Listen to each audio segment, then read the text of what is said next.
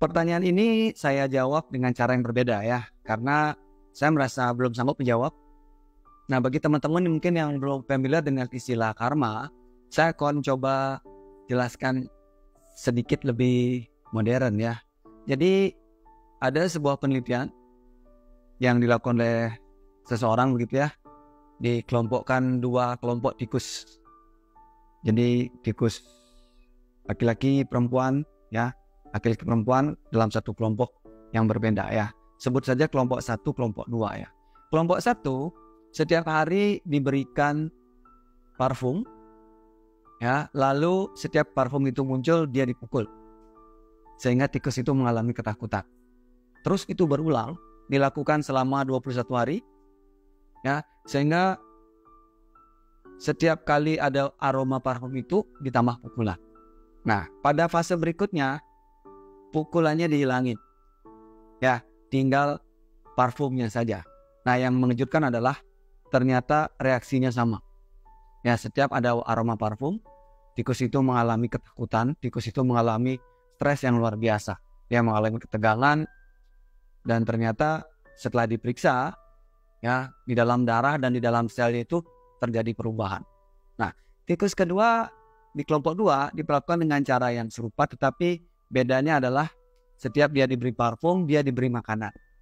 Ya, lama-lama setiap dia diberi parfum, dilakukan terus seperti itu, diberi makanan, lama-lama makanannya dihilangkan, hanya diberikan parfum. Sehingga apa yang terjadi? Setiap dia mencium bau parfum itu, dia merasakan happy banget. Nah, ada pemeriksaan juga di dalam darah dan selnya, ternyata juga terjadi perubahan. Ya, singkat cerita, kelompok 1 setiap kali mendapat parfum dia akan mengalami stres, sedangkan kelompok 2 setiap dia mendapat parfum dia merasakan rasa happy yang luar biasa. Ya, karena diberi pengalaman yang berbeda. Nah, penelitian pun dilanjutkan kemudian, di mana kelompok 1 dikawinkan dengan antar kelompok 1, ya, kelompok 2 juga begitu dikawinkan dengan kelompok 2. Ternyata anak mereka yang di kelompok 1 setiap mencium bau parfum juga mengalami stres. Padahal mereka tidak pernah mengalami pukulan. Ini cukup menakjubkan ya.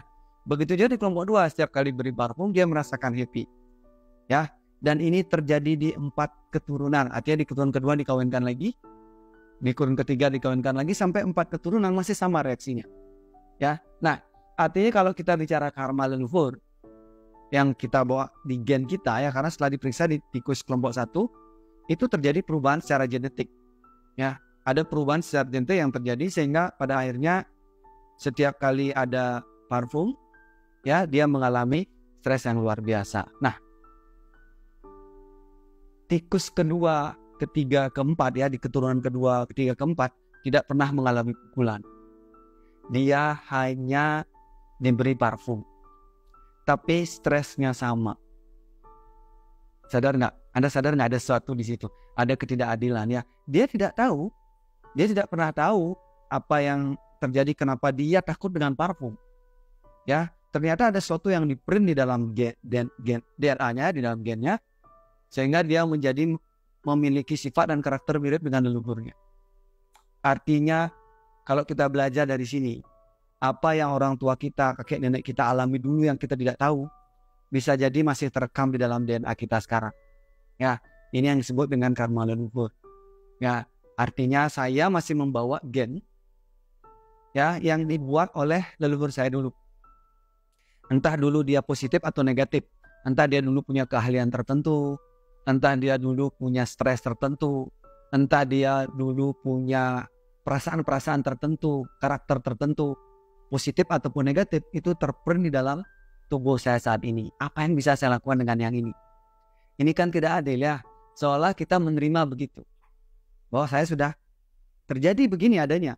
Apa yang harus saya lakukan? Ya. Nah, ada beberapa hal yang mungkin bisa dilakukan lagi ya.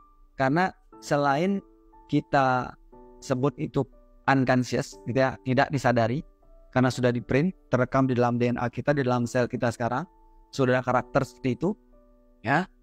Yang bisa saya lakukan saat ini ya, baru yang bisa saya sarankan adalah saya menerimanya, bahwa saya memang memiliki itu adanya. Ya, tapi ada dua hal yang lagi bisa dilakukan.